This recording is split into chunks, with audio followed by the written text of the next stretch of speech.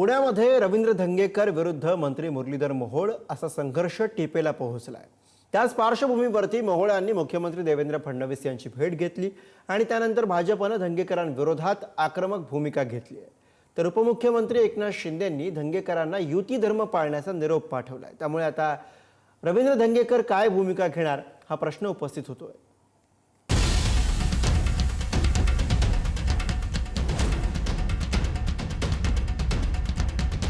आज धर्मगुरू बोलले, त्यांची तळतळ बघून जर लाज वाटत असेल तर त्यांनी राजीनामा दिला पाहिजे ना। शेवटी 1000 विषय आमच्याकडे आहे, धंगेकरांना पाहिजे असेल तर आम्ही देऊ। महायुतीमध्ये कुठेही मिठाचा खडा पडता कामा नये याची काळजी प्रत्येकाने घेतली पाहिजे। मी काहीतरी पुणेकरांसाठी वेगळं करतोय हे दाखवून स्वतःची स्पेस निर्माण करण्याचा केविलवाना दुर्दैवी प्रयत्न धंगेकरांचा आहे। शिवसेना महानगर प्रमुख रवींद्र धंगेकर यांनी मंत्री मुरलीधर मोहोळ यांच्यावर आरोपांचे तोफगोळे सोडणं सुरूच ठेवलंय। रोज नवनवे आरोप करत धंगेकरांनी मंत्री मोहोळ यांना जेरीस आणलं। त्यामुळे आता भाजपनं आक्रमक भूमिका घेतली आहे। आमच्याकडे 1000 पुरावे आहेत असा सूचक इशारा मंत्री चंद्रशेखर बावनकुळे यांनी दिला। या सगळ्या प्रकरणामध्ये जैन धर्मियांची जागा आणि महावीरांना ज्या पद्धतीनं मंदिर घाण ठेवलं याच्यावर एक शब्द सुद्धा बोलत नाहीत।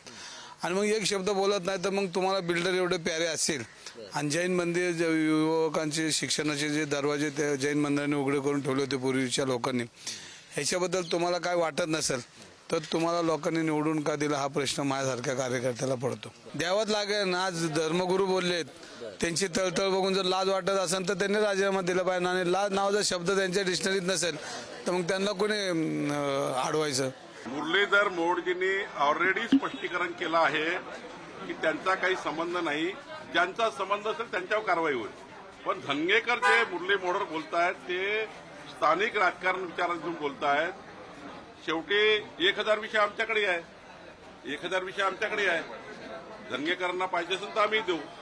पण आमचं महायुतीमध्ये मनभेद तयार करायचे नाहीये, आम्हाला मतभेद तयार करायचे नाही आहे, त्यामुळे आम्ही त्या विषयावर बोलत नाही। गेल्या काही दिवसांपासून पुण्यातील जैन बोर्डिंग हाऊसच्या जमीन विक्री व्यवहाराचा मुद्दा तापलाय। यावरून शिवसेना नेते रवींद्र धंगेकरांनी मंत्री मुरलीधर मोहोळ यांच्या विरोधात फटाक्याची माळ लावल्याप्रमाणे आरोपांची राळ उडवून दिली आहे। त्यामुळे भाजपनं रवींद्र धंगेकर यांच्या विरोधात तक्रार केल्यानं शिवसेनेकडून कारवाई होणार असल्याची चर्चा राजकीय वर्तुळामध्ये रंगू लागली आहे। याच पार्श्वभूमीवर एकनाथ शिंदे यांनी सूचक वक्तव्य करत रवींद्र धंगेकरांना पक्षाकडून योग्य निरोप पाठवल्याचं म्हटलं। रवींद्र धंगेकरांना देखील माझ्याकडून निरोप गेलेला आहे की महायुतीमध्ये कुठेही मतभेद होता कामा नये, महायुतीमध्ये कुठेही मिठाचा खडा पडता कामा नये याची काळजी प्रत्येकाने घेतली पाहिजे। आणि मी त्या दिवशी पण जेव्हा पुण्यात गेलो तेव्हाही मी भाष्य केलं होतं, आजही करतो। प्रत्येक कार्यकर्त्यांनी महायुती जपली पाहिजे आणि महायुतीमध्ये कुठेही बेबनाव होईल अशा प्रकारचं कृत्य वक्तव्य करू नये। पक्षापेक्षा नेत्यांपेक्षा आचार विचारांपेक्षा मी कोणतरी वेगळा आहे, मी काहीतरी पुणेकरांसाठी वेगळं करतोय हे दाखवून स्वतःची स्पेस निर्माण करण्याचा केविलवाना दुर्दैवी प्रयत्न धंगेकरांचा आहे।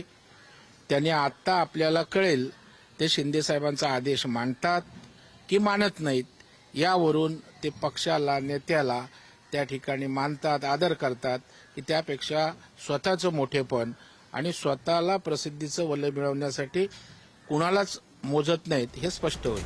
रवींद्र धंगेकर काही केल्यास मागे हटण्यास तयार नसल्यानं पुणे भाजपनं देखील आक्रमक भूमिका घेतली। शहराध्यक्ष धीरज घाटे आणि माजी सभागृह नेते गणेश बिडकर यांनी पत्रकार परिषद घेत इशारा दिलाय। रवींद्र धंगेकर केवळ चमकोगिरीसाठी प्रसिद्धी झोतात येण्यासाठी खोटे आरोप करत असल्याचा टोला भाजपनं लगावला।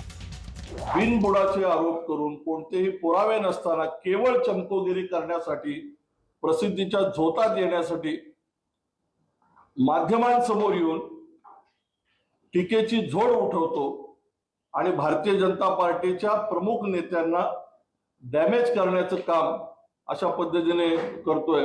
समोरचा जर अधर्माने वागत असेल तर आम्ही धर्माने किती काळ वागायचं हा सुद्धा प्रश्न आहे। महायुतीमध्ये मिठाचा खडा पडण्यासारखं कुणी वागू नये हे स्वतः शिंदे साहेबांनी सांगितलं। ते आमच्या लोकांना देखील लागू आहे, ते भाजपच्या लोकांना देखील लागू आहे, जे एनसीपी शरद पवार साहेब अजितदादांबरोबर आहेत त्यांना देखील लागू आहे. आणि म्हणून काल मुंबईच्या पत्रकार परिषदेमध्ये देखील मी सांगितलं की वेळ पडली तर स्वतः रवी धंगेकरांना भेटेल, नक्की त्यांची अडचण काय, शंका काय ती विचारून घेऊन शिंदे साहेबांची बोलेल.